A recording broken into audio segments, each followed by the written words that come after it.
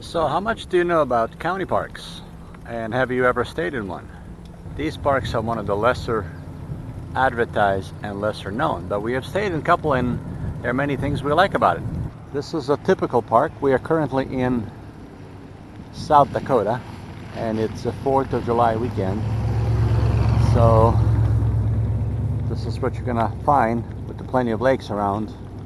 People are bringing their boats, water skiing, swimming if you're brave enough, and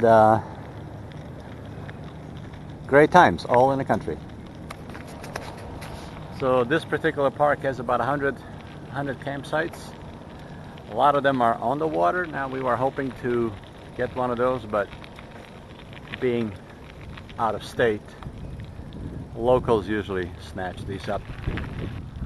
Beautiful site. And these sites, these parks are usually almost as half the cost as your commercial park would be.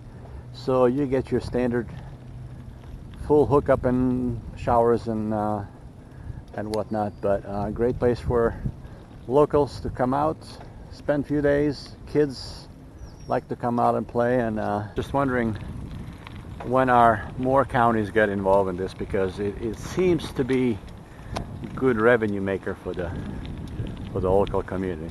So this 4th of July weekend, everything is booked, and so these parks may not come up under your regular RV search, but if you search under county parks and recreation, there is a good chance that they might have a campground, which is, you know, some are better than others maintenance wise or whatever, but these, they're usually pretty spacious, and except unless they're on the water, they're gonna squeeze you a little more, but still it's just a beautiful place, large area, and